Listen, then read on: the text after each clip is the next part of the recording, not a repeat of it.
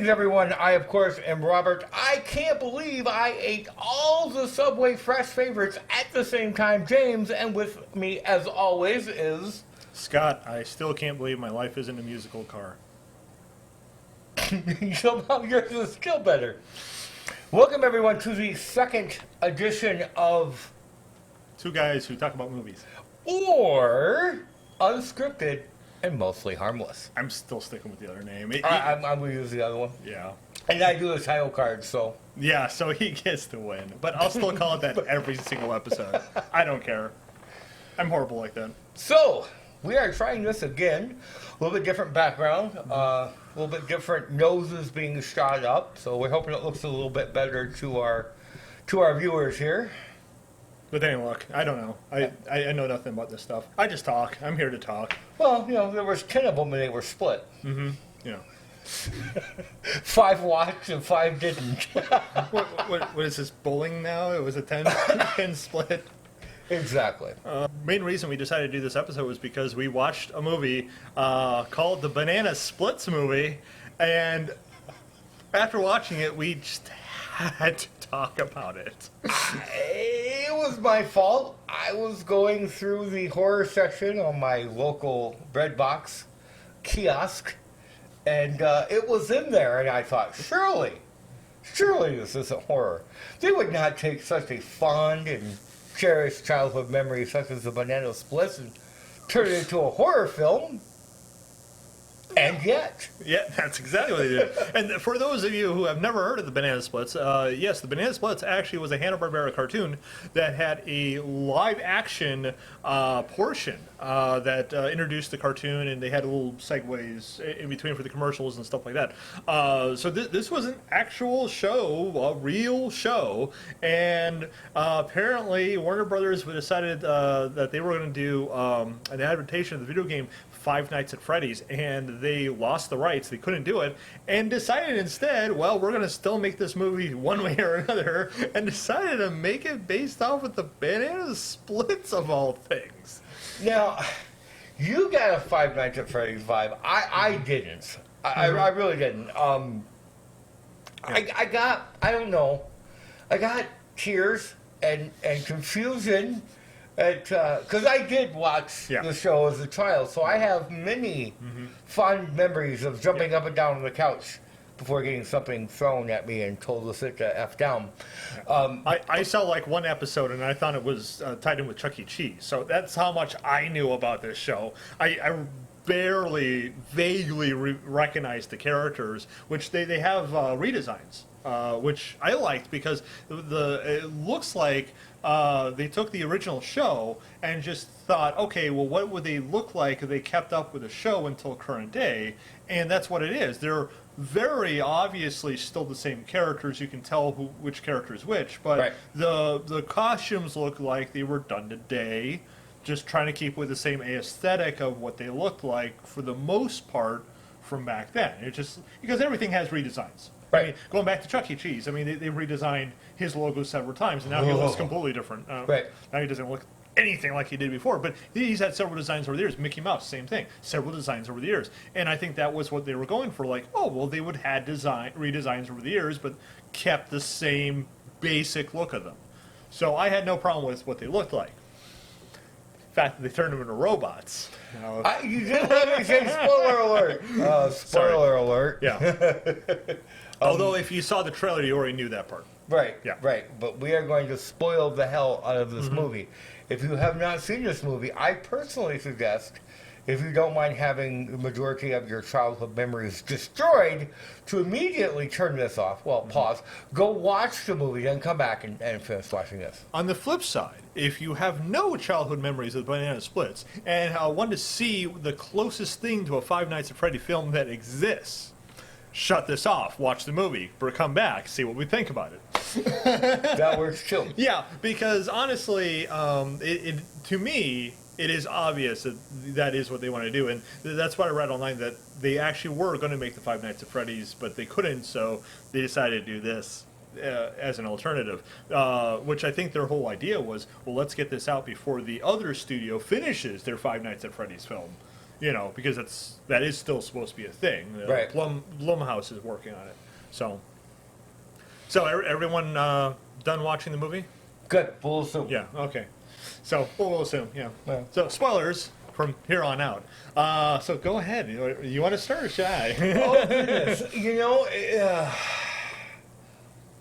I think do you want to go into the actual synopsis of the film, or just pick out likes, don't likes, good parts, bad parts? You can tell we were prepared for this episode. The last episode, we were a little prepared for this one. This was kind of like just out of the blue. We decided, hey, let's do another one of those. Right. Because we just want to talk about this movie. It is unscripted and mostly harmless.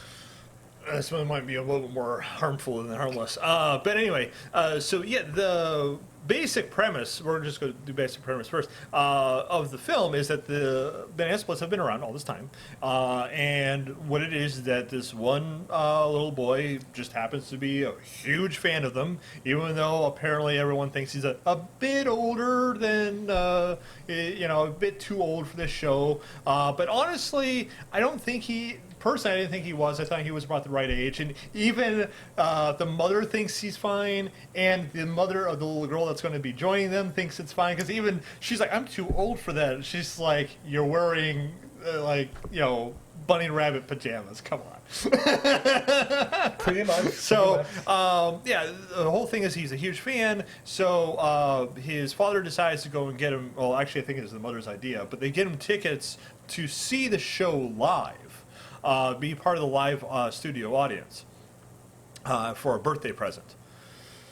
And and then his brother gets him the MacGuffin for his birthday present, which is always a good birthday present to get. If you're going to get a birthday present, it's always good to get a MacGuffin. Right, because Yes. they're very hard to find, and Yeah. you spend lots of time trying to find them, usually in a movie format. Yeah, and they always come out very useful. Yes. The Especially kid when you only have 2 actor, hours to live. the little boy, and again, this is unscripted, which means we don't prepare, or I could tell you his name and his filmography and everything else. But I can't, but it's right here. He wasn't annoying. Usually child actors bring me right out of the story, because everybody else goes, oh, they're cute. I'm going, you annoying little piece of get off my screen so I can get back to the killing, please. But he did not do that in any way. He actually added to the story. Well, I think one thing that worked in their favor was that this wasn't an adaptation where they already had an existing character. Because a lot of times to have an existing character, they have to get a child actor that's going to match the look or what the aesthetic that they're looking for, and then they don't always get a child actor who can actually act. This case didn't matter. They could get any child they wanted just as long as he was able to do the part. I think he did the part fine. In fact, most of the film was done well, honestly, for acting. There was a couple of characters, but I mean, it falls in the old horror trope where you got certain characters that are just either written in a stupid way to be dumb so that you can have a horror film, or you got characters that, well, we want to get to the kill, so we're just going to wrap this up real fast and just throw a bunch of exposition at you just so that you are caught up with where we're supposed to be at in this place and time. The one that got to me the most was the producer, who's now become a VP, who starts the whole thing on its way. So he just comes out of nowhere, has to let you know that he's a producer. He doesn't like the show. He just got promoted for a VP. You don't see this. He just flat out telling you, and he doesn't even come off to me as a guy who's gotten a promotion to VP. Yeah, he's 20-something and couldn't find his ass with both hands in the dark. Yeah, and I'm not talking about the actor. I'm talking about the character, obviously. Right. The actor did what he could with the part, but I mean, the part was written bad. It was just thrown in there to get them where they needed to be. I mean, it's pretty obvious. He should have been wearing a necklace that said victim number 4. Well, we actually expected him to be victim number 1, and they turned that around. Which, and we're kind of jumping the gun, but we'll get into this eventually anyway, the paint by numbers of the script. Yeah. Which we disagree on a little, but I figured that the stepfather would be the first one to die. Yeah.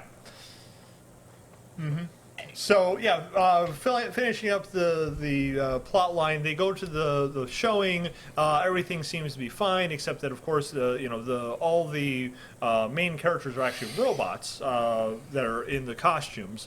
In the original live action portions of the original show, they were actual people.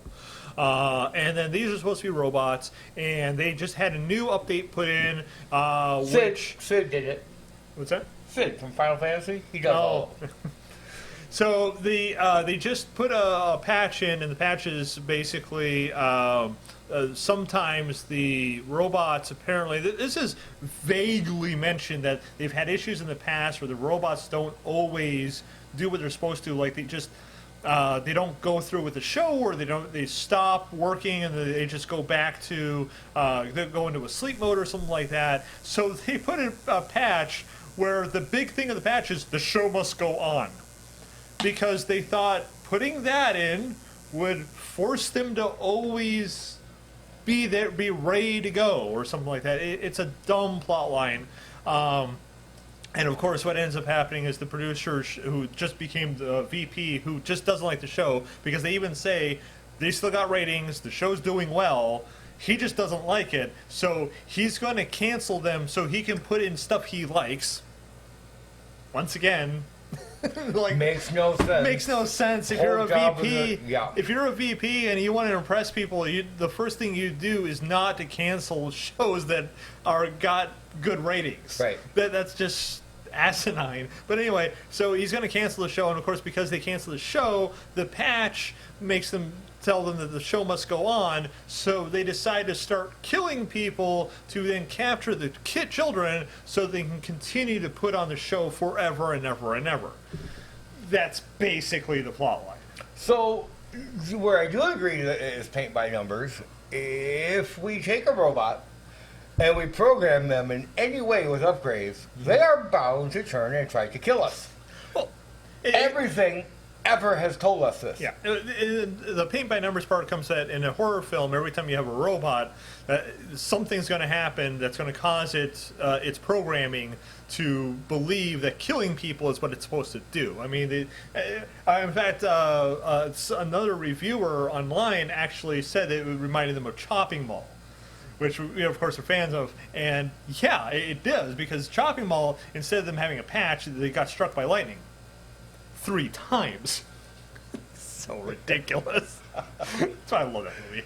But anyway, they got struck by lightning 3 times, and then they basically got AI, I guess, or I guess they already had AI and just became completely sentient, and they decided they want to kill people. They kind of do their job, but they mostly are just trying to kill people. Yeah, pretty much. And this one is supposed to be, we were going to patch it so that we make sure that they always do the thing, and the patch obviously happens the same day that they're going to go and cancel the show. And right. Not only that, they only show them patch one robot. Right. They don't even show them patching the others. They just patch the one. Which coincidentally is why I'm still using Windows 3.1. Bill Gates, you will not get me. You will not get me. I could not even imagine you trying to do the video editing at 3.1. Be interesting. Mm-hmm. But yeah, so of course they tell them, we're closing, and the robots don't like this idea. They give themselves a captive audience, and they start whacking people. And to me, some very unique and gruesome. Here's the thing. Ways. If you're into horror films, I mean, that is the biggest selling point for this movie right there. It has very inventive kills, very gruesome kills. They did all the kills, from what I could tell, it's all practical effects. Yeah, I didn't see very little digital. I saw no digital effects on the kills. In fact, most of it's practical. I mean, even the robots. I mean, granted, they're not using robots. You got people in suits. It's obviously people in suits. One fun fact, though, they did hire dancers to be the characters instead of actors, so that they could go and choreograph basically acting like a robot, basically. Which, oddly enough, the only thing that bothered me with that, which is when we start going full-on horror movie, they act very much like robots. But when they're doing the TV show, they act like the TV show, like it's people in costumes. Right.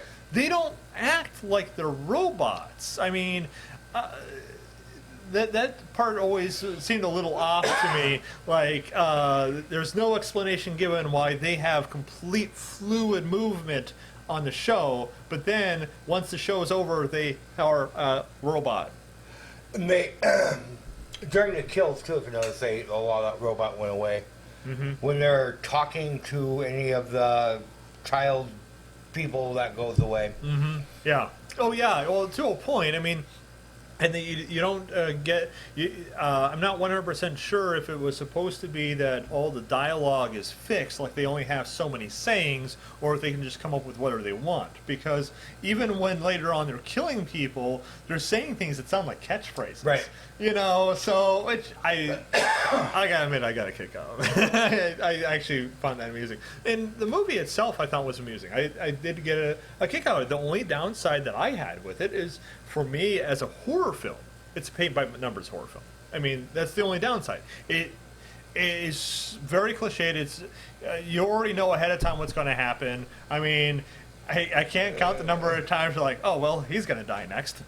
But, and like I said, though, the stepfather, you assumed if it was truly a paint-by-numbers film, he would have been the first one against the wall. And the main reason is because the stepfather turns out right off the bat. You can tell he's no good. Just because he married into a family where she already had one son, and then she has another son with this guy. So the little boy is his biological son, but the other one is not. And he doesn't seem to like either one of them. Right. Like he doesn't. Well, seem how to could you when you're banging your secretary and everybody else? I mean, well, which you find out later. At first, it looks like he's just obsessed with work and that he puts work first and family second, and then later on, you find out it's not even work. He's just banging the secretary. Secretary, yeah. I mean, yeah. The only male character with any worth at all was the older brother, and he spends half the movie trying to get his dick wet. Well, the funny thing is that they start him off as being like the teen with angst, right, who's just got an axe to grind on the stepfather, but then he has this nice moment with the brother where he gives him a magic wand as a gift, which is just an umbrella without the umbrella part that he really sharp, which he painted up and made it look like a magic wand. And the thing is that when he takes this out for the first time, not only do you know that it's a MacGuffin, it's so obvious because they even give it like a sword sheath sound effect when it extends. But the fact the kid loves it goes to show you, no, actually, this brother knows he knows his brother. He knows what his brother likes. He wasn't just giving him a cheap gift. He made him something that he knew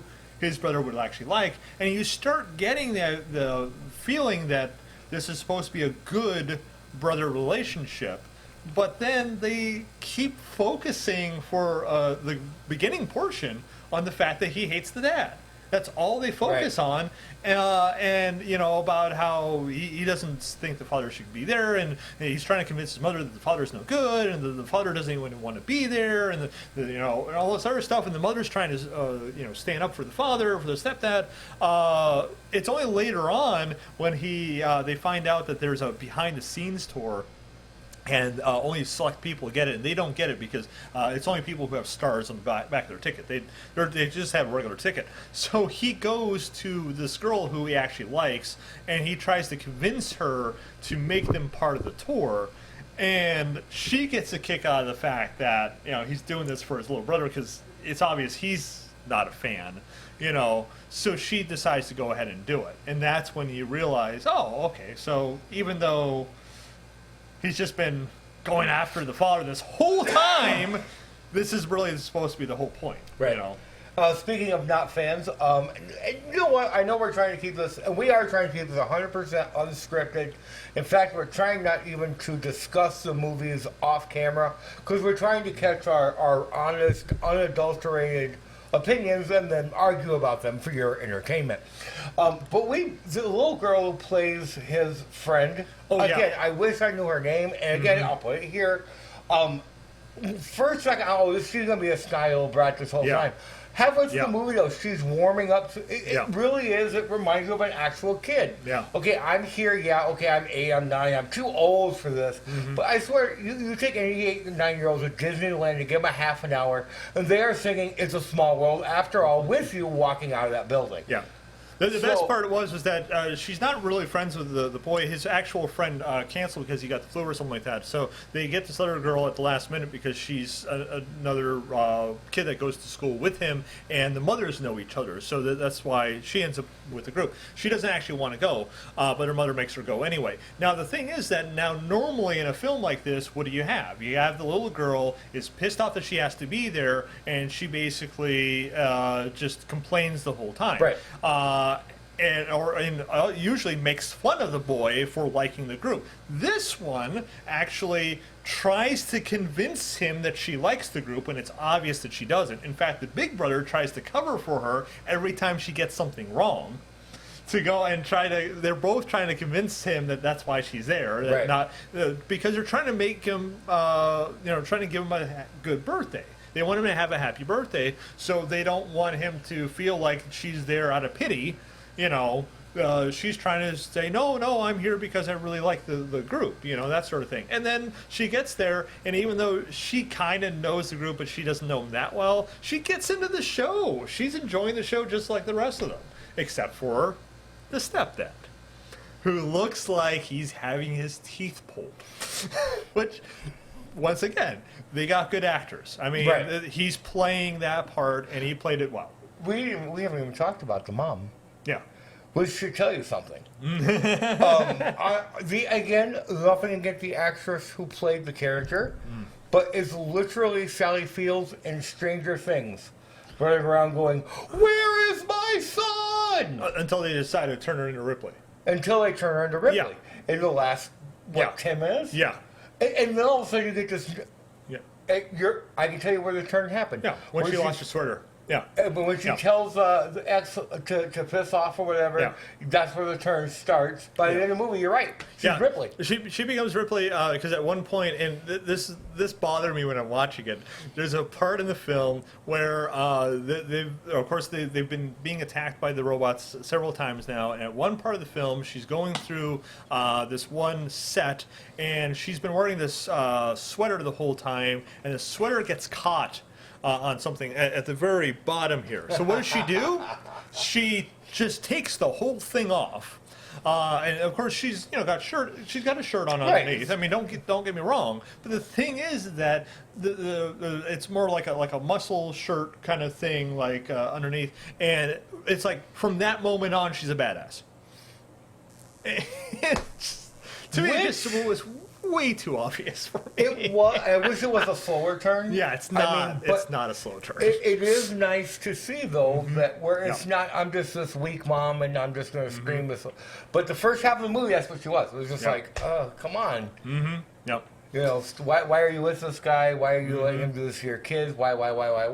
And I guess it was just he had to be pushed to a certain point and take her sweater off. And now well, that's the thing, and that's what bothered me because even just before that, she still wasn't full on, going after these things or nothing like that. But as soon as that happened, she gets a weapon and she just goes to town, and then from that moment on, comes out. From that moment on, she is very much in charge. She's very much in control and everything, So I didn't like how quick that was. Right. To me, it didn't seem gradual at all. It seemed forced. She didn't have nearly enough abuse to become that angry that quick. Yeah, I mean, they actually did it better with their plot twist that they had too. Once again, spoilers. We already mentioned this is all spoiler territory. So they got a plot twist with one of the characters. Once again, they have a couple in there who have a podcast, and they're going in there to do their podcast. I forgot all about them except for his death. Mm-hmm. So they have the podcast, and he's there for two reasons. One, to do the podcast, obviously, but two, he's also, because they're, for whatever reason, these guys who are in their 20s are huge Banana Splits fans. So... And I love the fact that he makes a big deal about their podcast and how their audience demands them to do this, and because security doesn't want to let him have his camera, and she's like, "Yeah, well, you can tell your 200 followers that you're not allowed to have a camera inside." Just for the record, that's 190 more than we have. Yeah, but at the same time, I love the fact that they're just. I wouldn't burst into a movie theater and say, "Our 10 followers demand." Yeah, exactly. Even at 200 followers, it's like, I still wouldn't. Come on, Yeah, come on. he's making like a big deal about it. But I did not see him with a victim sign. Yeah. So he, I think what it is. Spoilers. Yeah. Well, I think what it is that once again. He's trying to do something he's not supposed to, so that's supposed to kind of... okay. Yeah, exactly.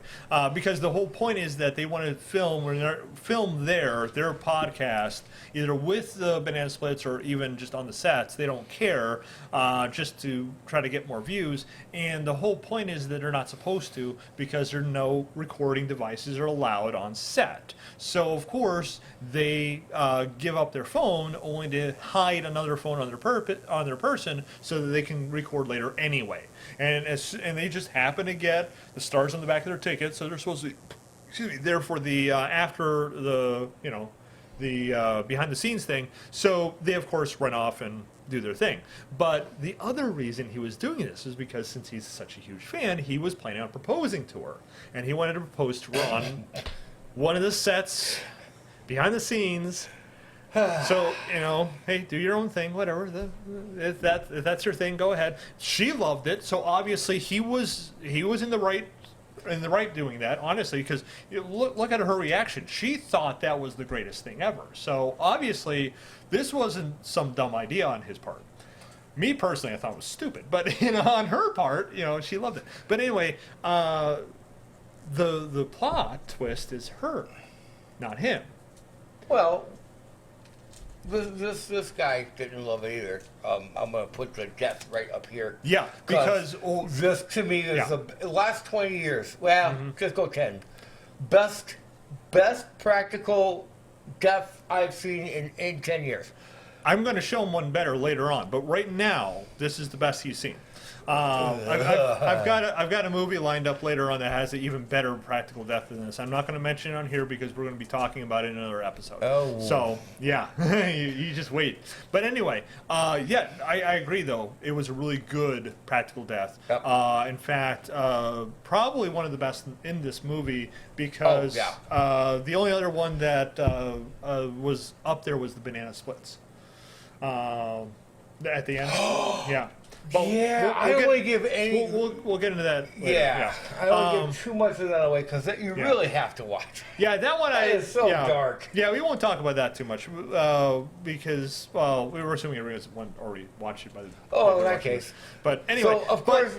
No, go ahead. Yeah, going back to the plot twist. The plot twist, of course, is the girl. She goes crazy. Seeing the guy who just, proposed marriage to her get killed right in front of her, and the fact that the robot makes her help doesn't help matters either. She goes freaking nuts. And what I like about it is that she does kind of go crazy right off the bat, but then the mother goes there and she tries to tell her, because she had lost her husband, her first husband, so she kind of felt her pain. She knew what she was going through, and she tries to help her out, and she has her part of the group, and it looks like she is, doing the best she can to try to come to terms with it. But eventually she just snaps completely, and she actually is used to set up sequel bait. So I actually was okay with that, because for me that wasn't as abrupt. Oh yeah, it was That's a actually- slow burn. Because So- she was still doing good guy stuff right up to the very end. Oh yeah. She even attacked some of the robots. I think she attacked one of the robots. But then she just kind of she goes full crazy Which for the I end. hope. And I hope honestly, there's a sequel. honestly, I thought that was great. And if they do have a sequel, she better be back.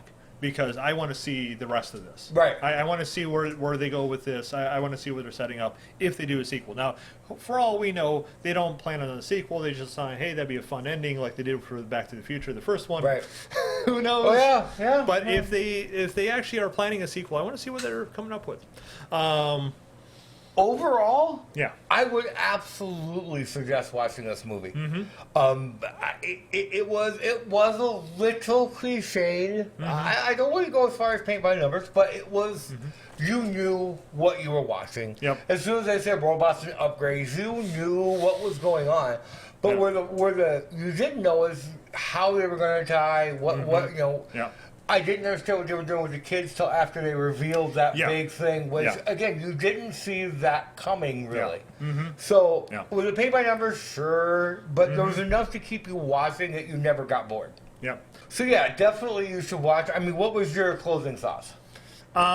Basically, like we were saying before, paint by the numbers movie, but I did enjoy it. You know, it's definitely worth a watch, especially if you're just looking for another horror movie to watch. I mean, I'm always looking on the lookout for new horror films. I mean, we watch a lot of bad horror movies because we love bad horror movies. And you know, so a paint by the numbers horror film does not bother me Right. in the slightest. Not really. And here's the thing, once again, inventive kills.